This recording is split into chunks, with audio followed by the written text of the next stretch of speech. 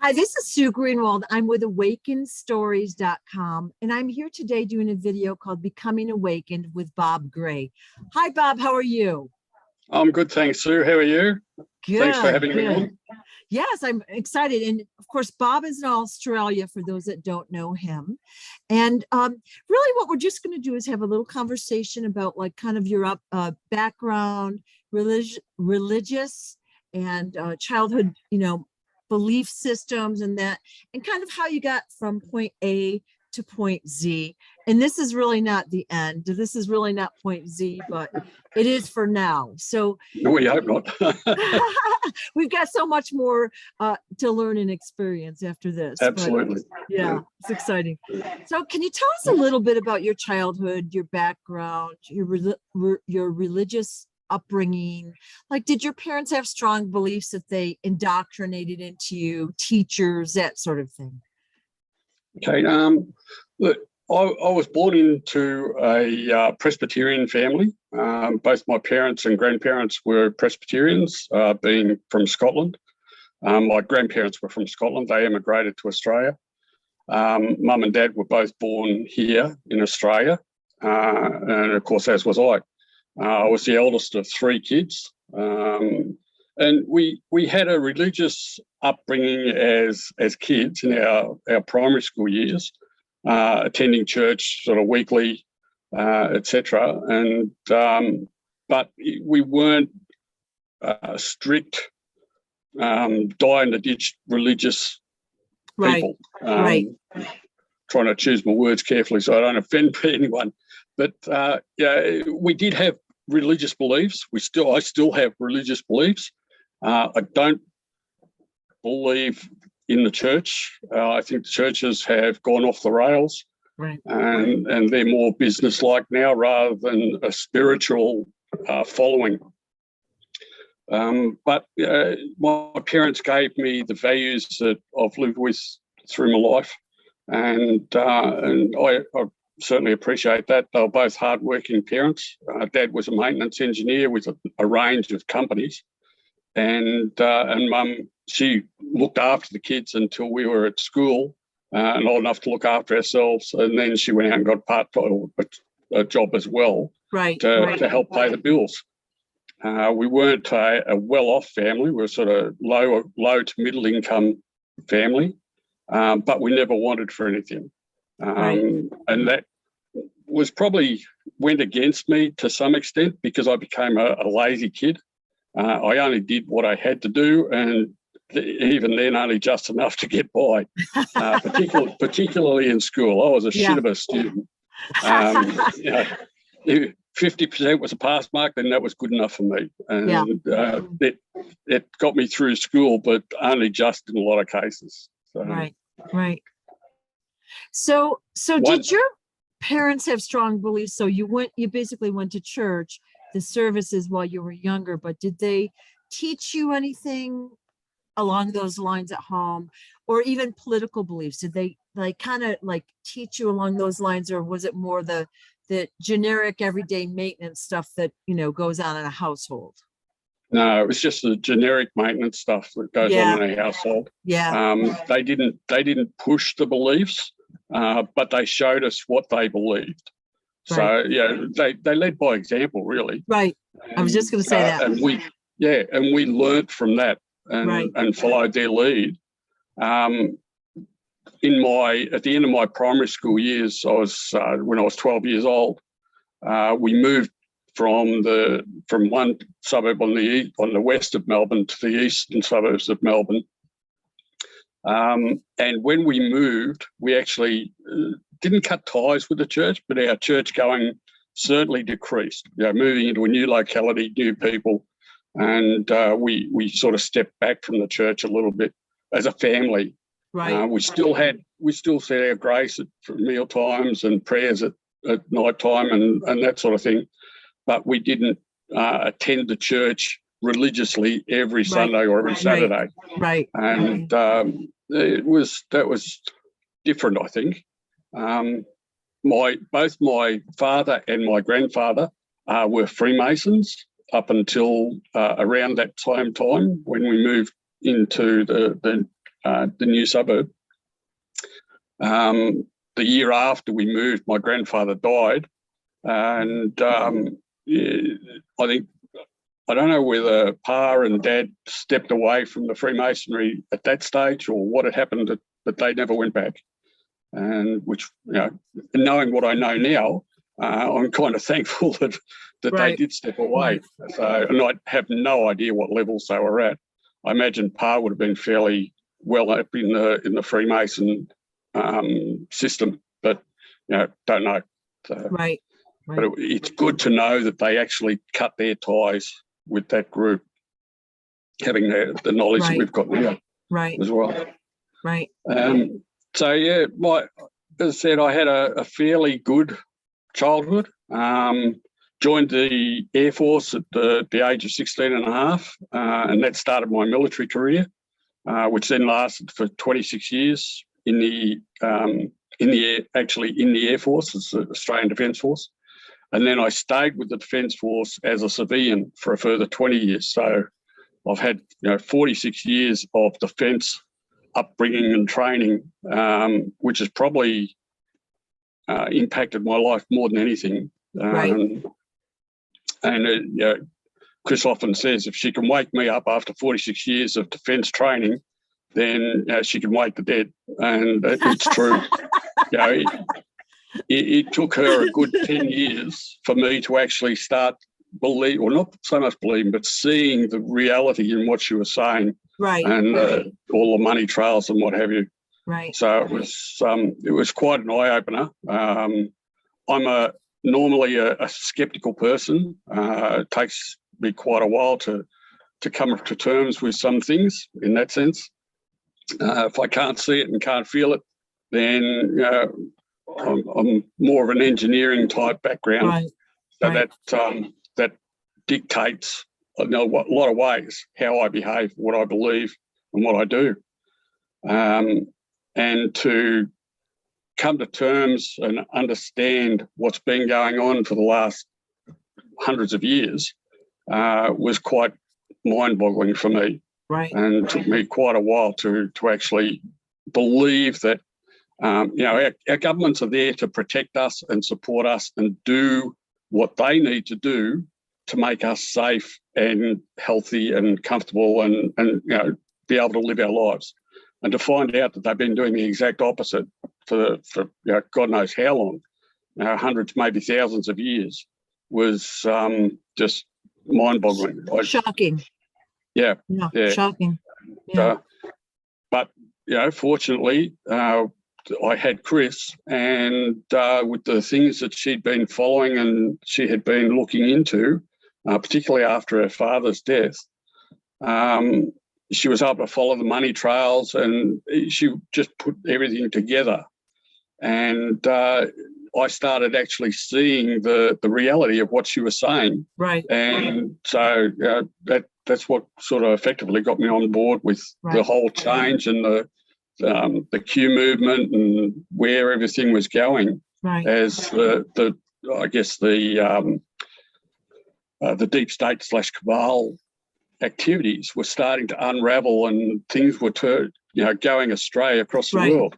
Of course, then we had the COVID hit and all the rest of it, and everything just went ballistic from there. Right. So it sounds like, you were living your everyday mainstream life, working, occupied with that. Of course, you had the family, responsibilities as well. And Chris was probably trying to educate you in dribs and drabs through those years.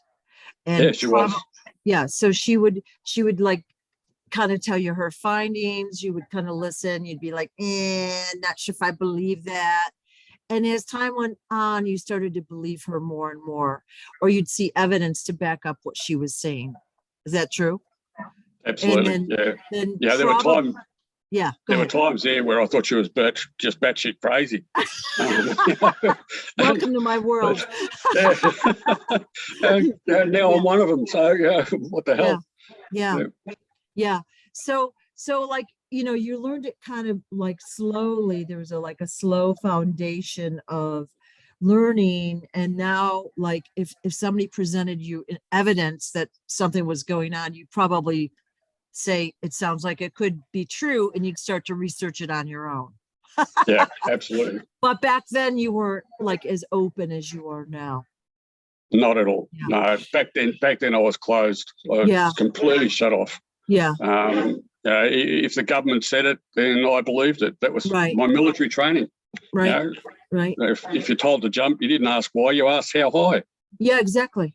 So was there any event, would you say, that helped facilitate this accepting the information or believing the information? Was there an event, or was it just gradual chipping away by the information that was coming in? I don't think there was an event. I can't sort of put my finger Right. on any specific event or time Right.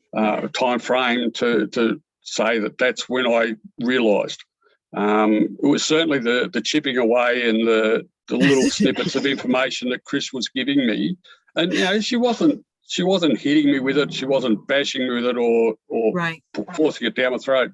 But every now or most opportunities, she'd make a comment, or she'd ask a question of something that she had been reading or looking at, and that'd sort of go into the mind and start me thinking, and then it was just following a continuous pattern. Right. And then you could actually, if you went in and looked for it, you could see the pattern in the background as well, and actually research and find the material that was supporting the so-called conspiracy theories. Right. The FBI coined the phrase conspiracy theory to destroy people's reputations. Right. Exactly. And to stop all of the theories that were coming out, particularly around the Kennedy assassination. Anyone that had something that didn't follow the mainstream narrative or the political narrative was instantly a conspiracy theorist. Exactly.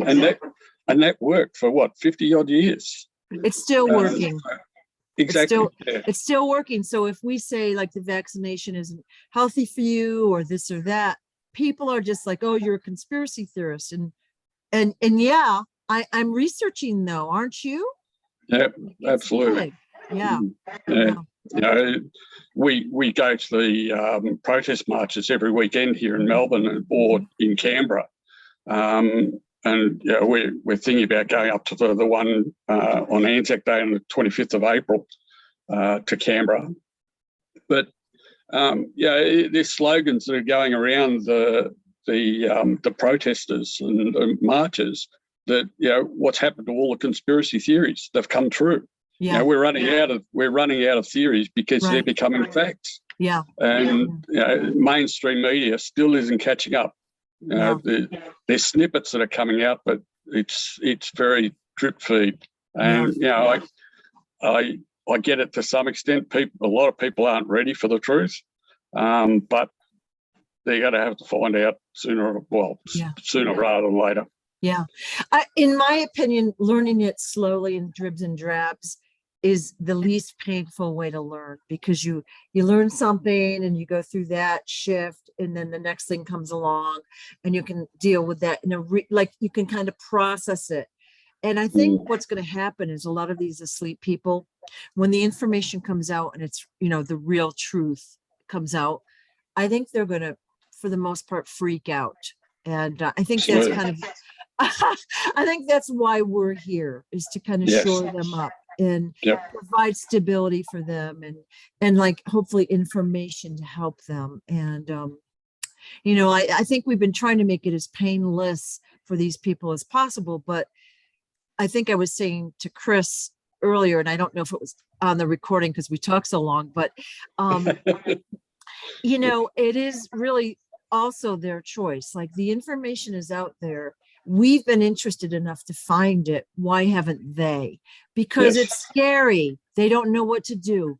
Like, when you find something that's ugly and scary and you really can't control it, what do you do with it? Right? Yeah, you avoid it.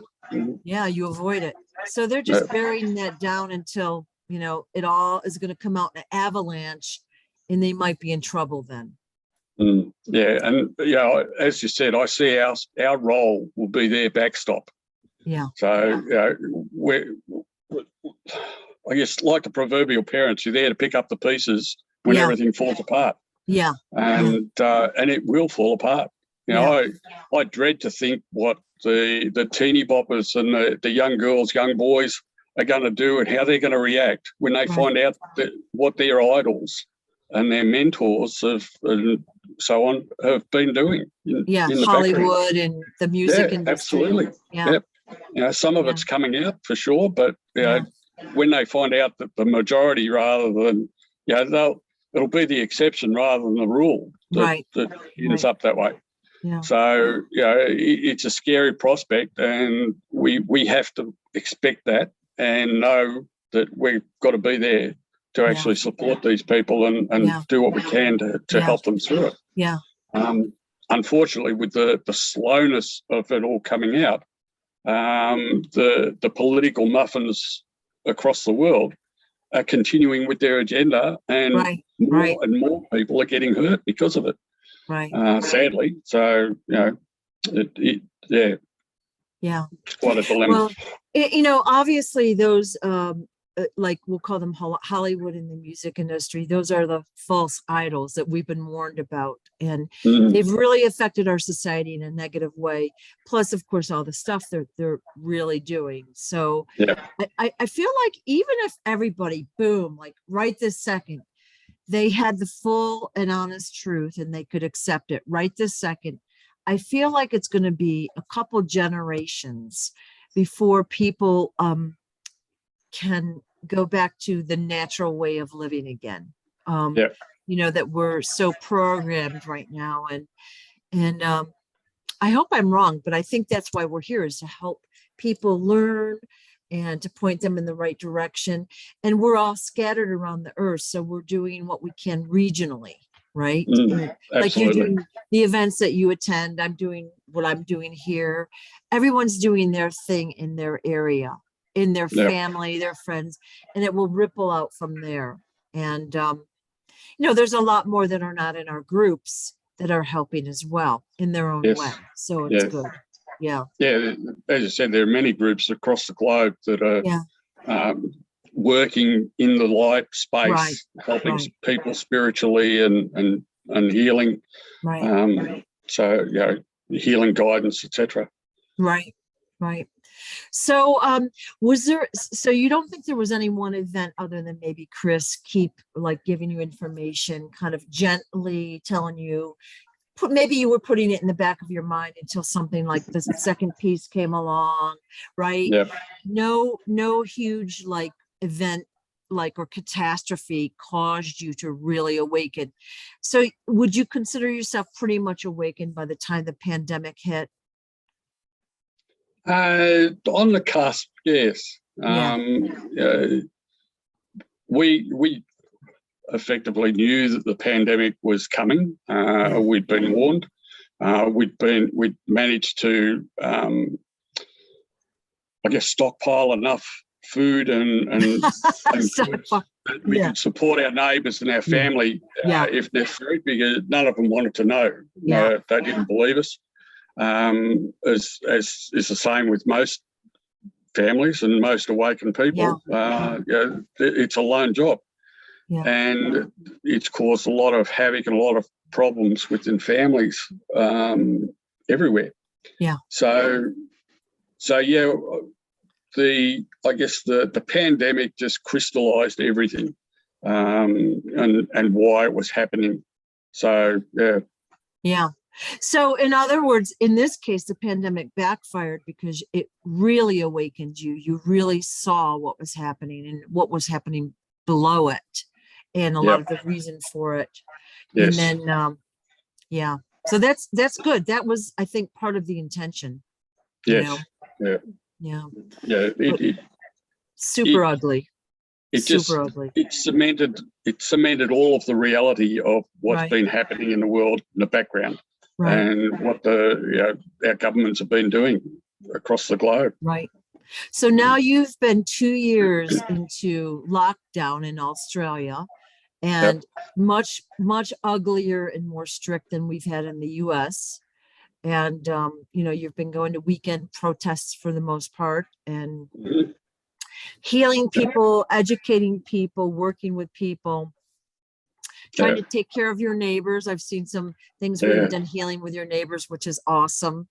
Um, is there anything that you might recommend to somebody that's like they want to be more inspired or awakened or conscious? Is there anything you might recommend for them to do? Like any tips or things like that that would help raise their vibration or their awareness? Yeah, look, certainly, source directives is a good point to start. Yeah, It, it's a community of people. We call them Jedis, and our whole role, or our whole aim, is to help people heal, and using the tools that are available through the site. There's absolutely no cost right, to get in there and have a look. There are items that you can buy, but there's absolutely no imperative to buy them.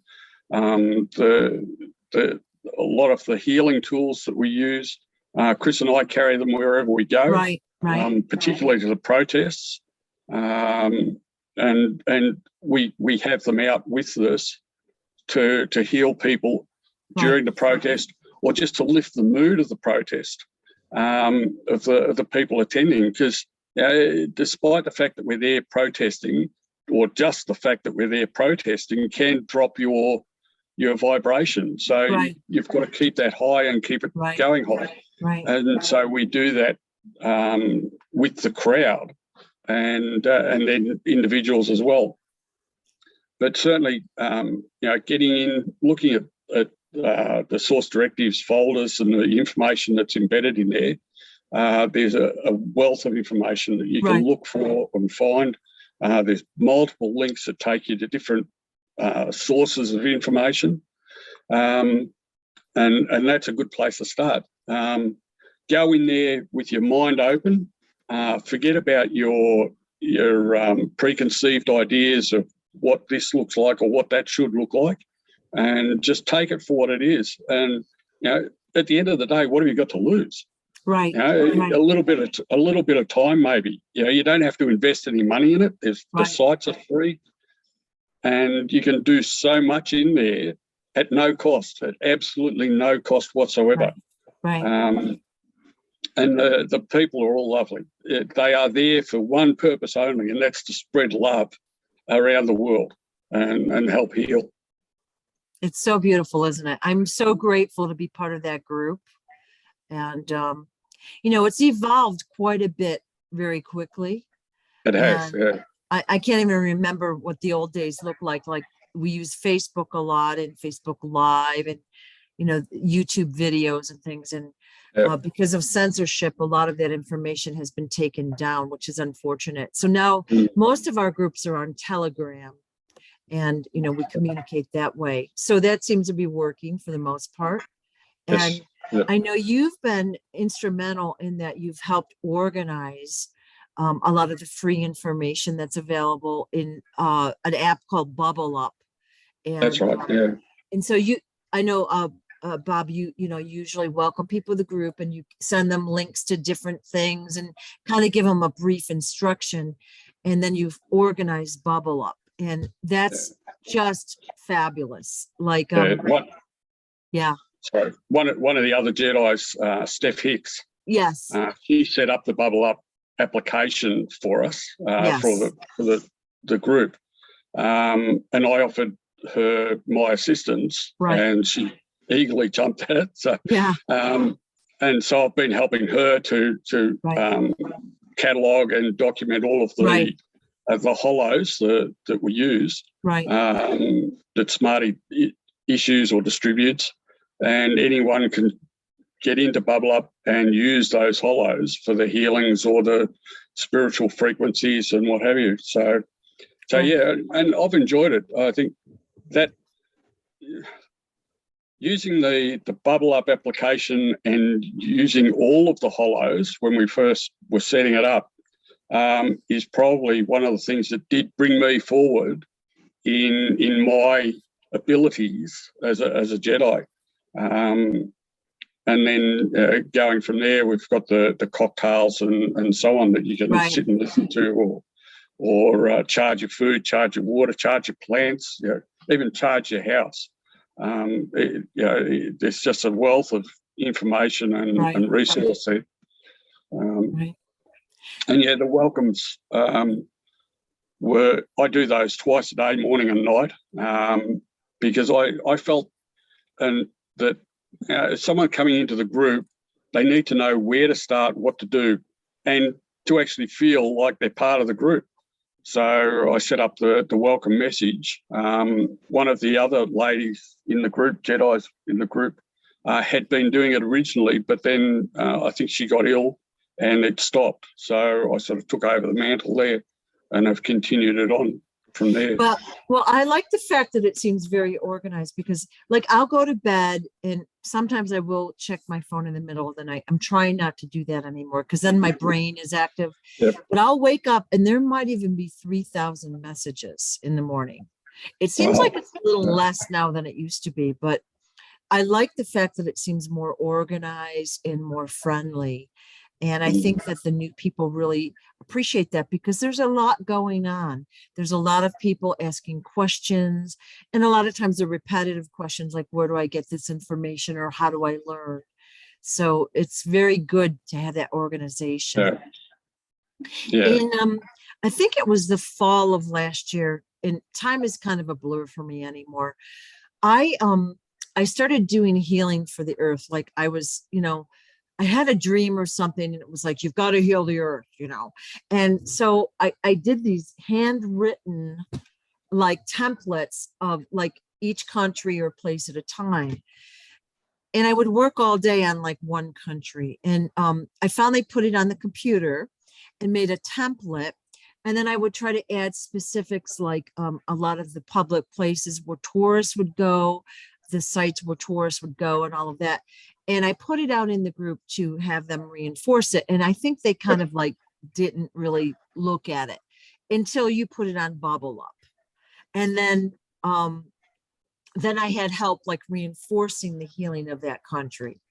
And it's interesting because another Jedi had the same thought at the same time. So it was perfect. So I was doing one country at a time. There's 200 and something countries, I think, out there. So it took a lot of time to do that. And I was going as fast as I could. And then it was like, get it done like now. And it's like, So I said, can I bundle it? Can I do it like by continent or whatever? And I got a yes. So that's what I did. So I appreciate you putting it out there. I don't know if anyone's actually looking at it, but the fact that it's out there, we can access that again and just kind of refresh that healing, clearing the darkness out of those areas. It was a pleasure to put them up, and thank you for doing them. And they are looking at them. Occasionally I get some statistics through Bubble Up. Oh, you do? Good. To say that the folders are being accessed, and people put up comments as well. So the information that I can get from Bubble Up is pretty rudimentary. But at least it gives an indication that people are looking and where they're looking. So Well, I was told, like, basically, like I still had, let's just say, almost 200 countries to go.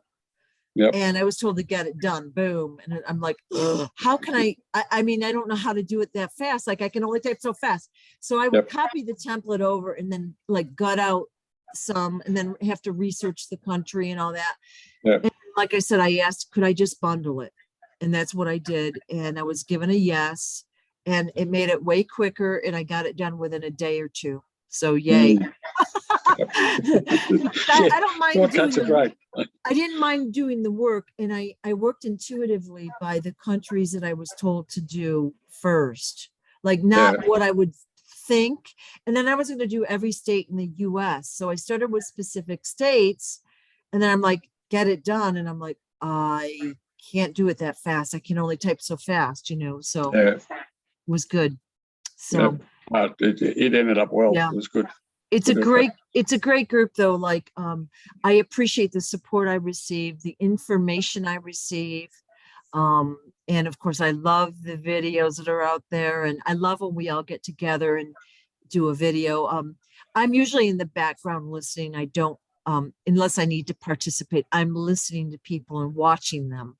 And Yeah. I just find it so fascinating, It is. Yeah. It's a very important time right now in history. Yeah.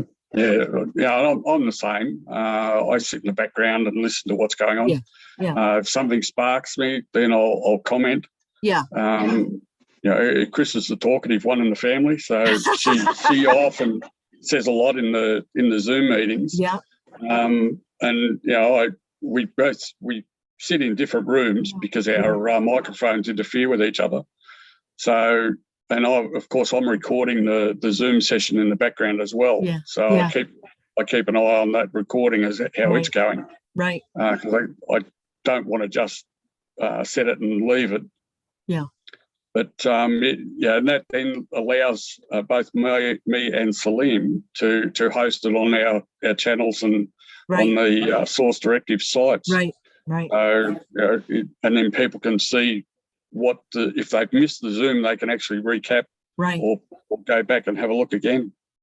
So we have a YouTube channel. You have your own YouTube channel, right? I do, yes. And then we have Source TV. So it's called Bob Gray. Oh, so creatively, right? Yeah, my YouTube channel's Bob Gray. Source TV, it's managed by Salim. Yeah. And it's just Source TV on YouTube. Right. So, and he has links to my channel and a range of other Jedi channels as well. And he's got all of the videos, the YouTube videos, backed up in Source TV. It's perfect. And as I do on my channel as well. Right. Yeah, I think I have a link to yours, but I don't know if I've done it. I have two channels. I have Awakened Stories, and then I have Empowered Light Holistic Expo, which has a lot more content on it because, of course, it's older. So I will put yours out there on mine as well, so we cross-pollinate. And it's just good information. And like these kind of videos somebody could put on even when they're driving. They don't need to look at us and just hear what we're saying. Exactly. Yeah. And get information that they might not already have, Yeah. And that's the whole idea, to give people information. What they do with it, that's their choice. Yeah, that's true. But if we put the information out there, at least then they've got a choice that they can make themselves. Right. Hopefully they'll make the right choice. Right. So being in the military, you probably never in a jillion years thought you'd be in this place now. Absolutely not. No. Right. As I said, it took a lot for me to accept what was actually happening in the background around the world. 40 odd years of 46 years of military training, military background. Just pushed all of that aside. Actually fight my feelings to come to terms with it. Right.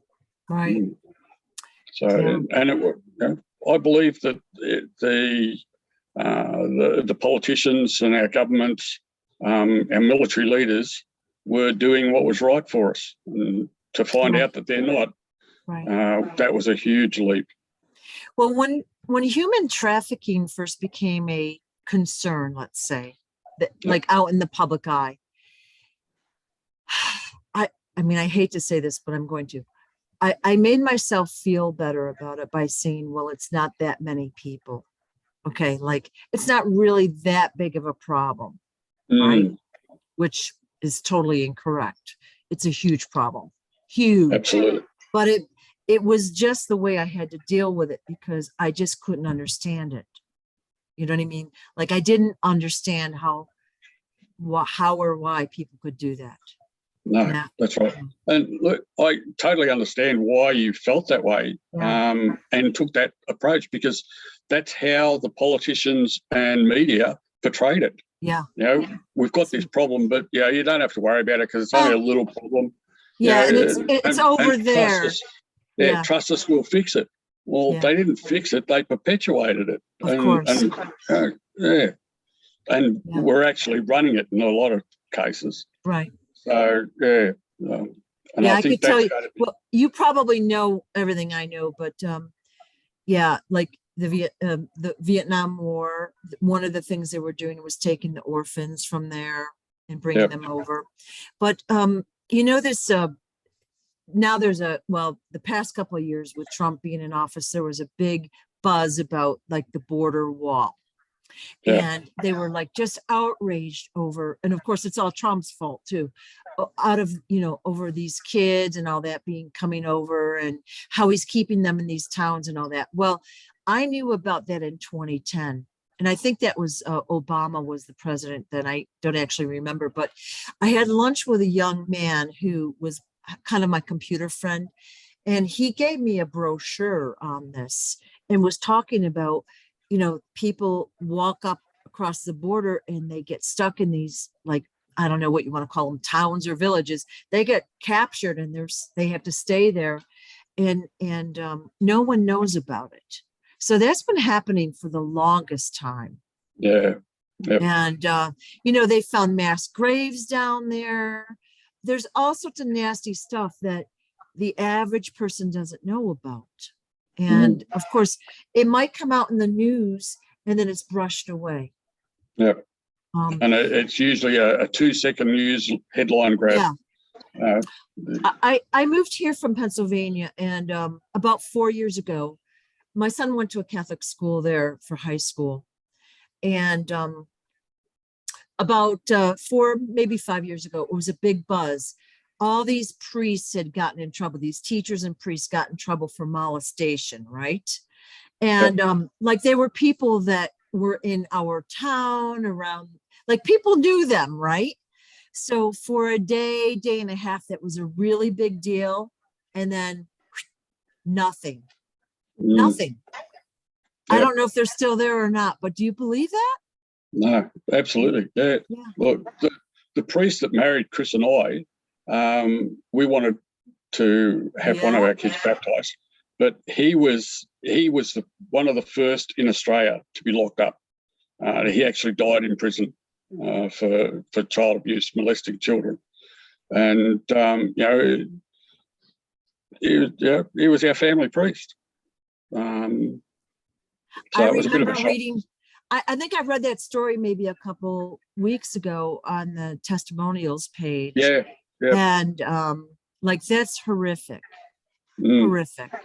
And most of them don't get locked up.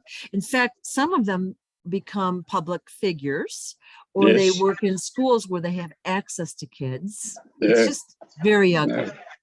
Well, throughout the whole investigation here in Australia, it came to light that if a priest was found to have been molesting someone in the parish, then they get moved. Yeah. The archdiocese would move them somewhere else, and invariably they go to another school where they could continue on with their practices, or they go and be looking after a boys' home or something like that. Exactly. So it just perpetuated the problem and made it worse. Exactly. They just turned a blind eye. And now they expect people to turn around and say, well, that was okay. That was just the time, and we should expect it.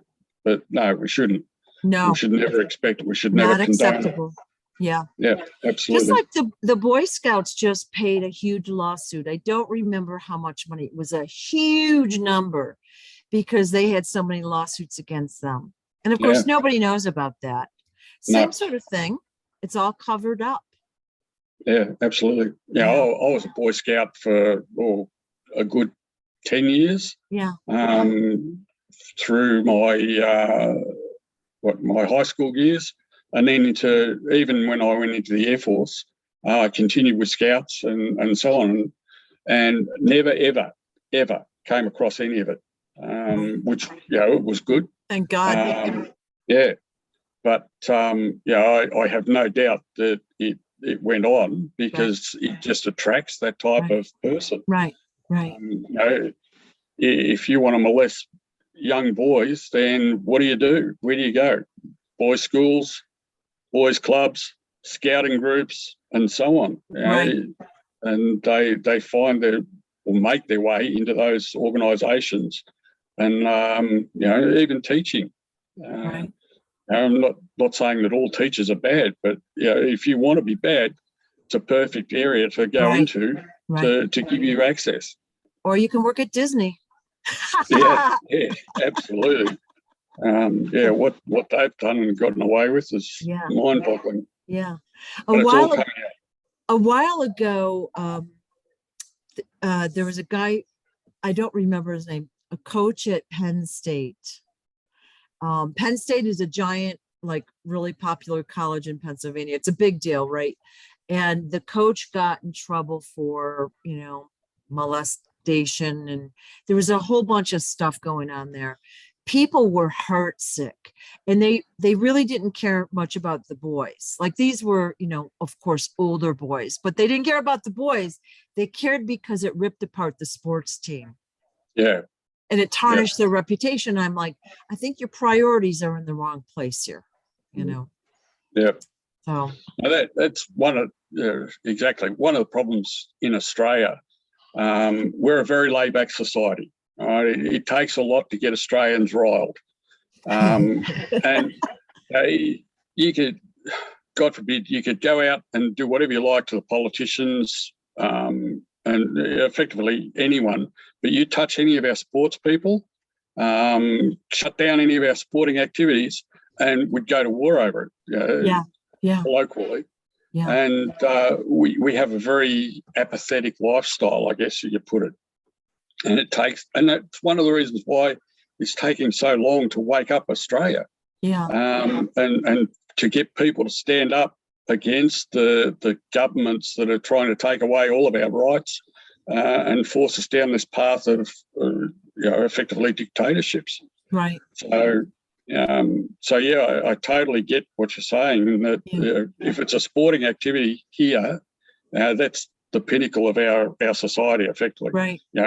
Front page of our papers, and the first headlines on the news is, yesterday, perfect example, the CEO of our Australian Football League was resigning.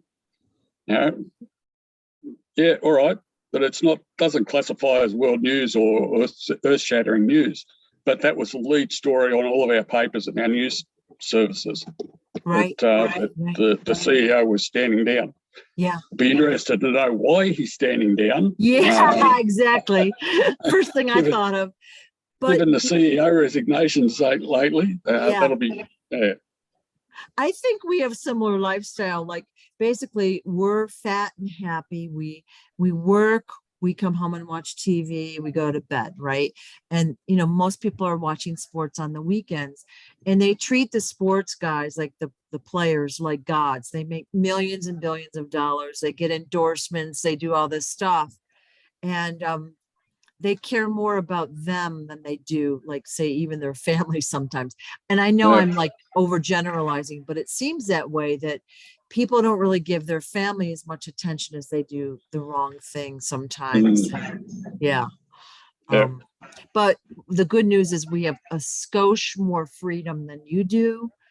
And we're starting, like, a lot of the states here are starting to open up. So that's really good news. And I think, this election, like, fraud thing, like, I'm in Arizona. Okay. So I watched all those Maricopa County findings, or whatever you want to call them, live. I watched them. Well, it was at least a year ago, I think. I don't even know the dates anymore. And there was something that just came out today about it. It's like, how long do we have to wait? Like, it was clear that there was fraud there. It was clear. They showed it so clearly. How long do we have to wait? Well, we wait until it's brought out, I guess. Yeah.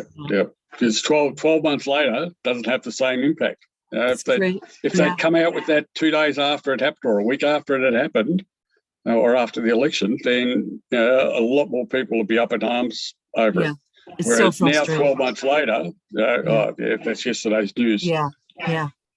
I think what people are finding here is that even though like the government is out there, we're pretty much living a decent life without the day-to-day manipulation of the government. Yeah, But the problem is the news is wrong. And now, of course, the prices are going up on everything.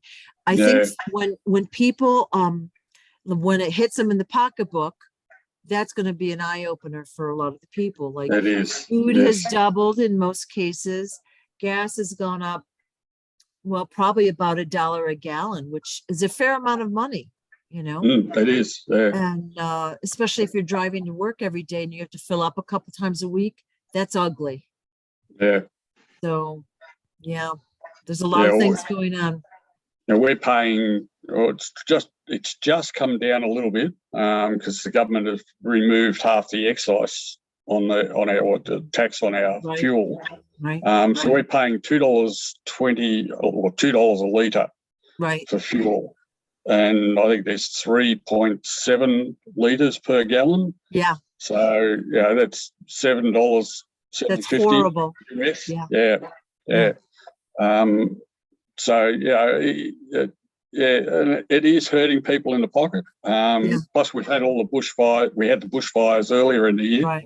Now we're having the massive floods through central and northern New South Wales, southern Queensland. That's wiped out a lot of our wheat belt and our growing farming areas. So that's also going to push prices up through the roof Right. for basics with our fruit and vegetables and stuff like that. Yeah, And it's hurting people. We've yeah, got a federal election coming up in May, which is going to be very interesting, how that pans out. We've got a state election coming up later in the year as well, so in Victoria. So things are changing. How they're going to change, I don't know. I'm not willing to predict it, but hopefully it'll be for the better. We'll certainly be manifesting that it is for the better, and working towards it. right. I think that all these people stepping down, of course, the CEOs of all these high tech companies and all that, it's only a good thing. We don't really know what's happening behind the scenes, but it's not coincidence that they're all stepping down. No, So no, absolutely. And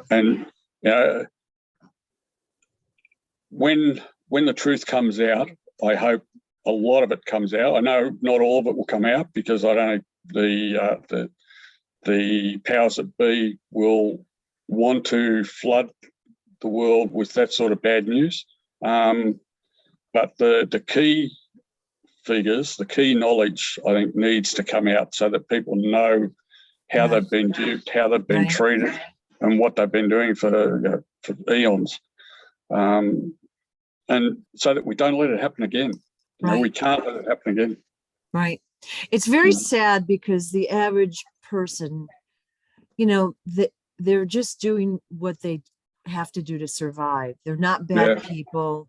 They're just unaware or whatever. And like, especially if they have a family and they have to work, the husband and wife have to work the jobs and all that. I don't know how they're doing it. It's very sad. And I see where I live, an increase in the number of people that are homeless, begging on the streets, living in their cars. And especially when they have kids, it rips my heart out.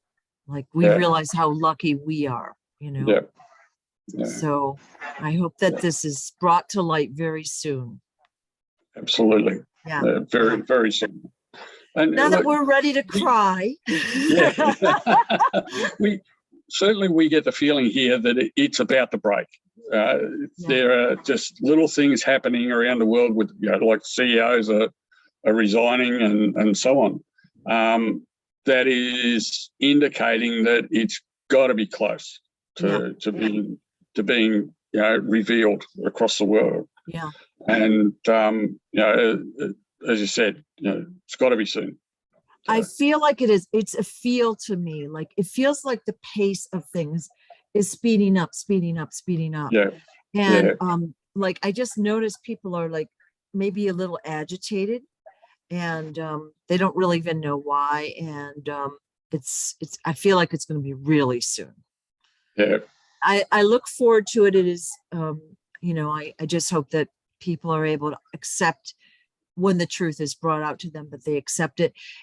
My thought is that the truth is not going to be like, boom, all in one shot. It's going to probably be in stages or pieces, because Yeah. I don't think the general population can handle everything at once. No, it'd be too much information to actually comprehend. And then they'll have to deal with it as well. Yeah. And it's processing it. It's like you learn a piece of upsetting information, and like your brain doesn't know how to treat it or how to hold it in your emotions. And a lot of times, like in my case, I was saying, I just kind of blocked it off for a while because I couldn't really go there fully. And and I know so much more than I did way back when. And Don't we all? yeah, in the past, like maybe 5 years, it's been insane the amount of stuff that's coming out. So I like to think I know the glossy overview of everything. I used to know a lot of detail. I'm not sure I want to know much more at this point. So just what I need to do to help myself and others. Yeah, absolutely. Yeah. Well, anything else we should say before we close tonight? I think we've covered pretty much everything we needed to. Yeah. It's been great. Thank you very much. So I appreciate talking with you, and it's great to get to know you. I hope that we meet in person really soon. That's going to be amazing. Soon. It's going to be amazing, isn't it? It is. Yeah. So I thank you so much for your time, and I'm looking forward to talking to you soon, Bob. Thanks very much, Sue. Thanks for having me on. All right. Okay. Bye-bye. Bye.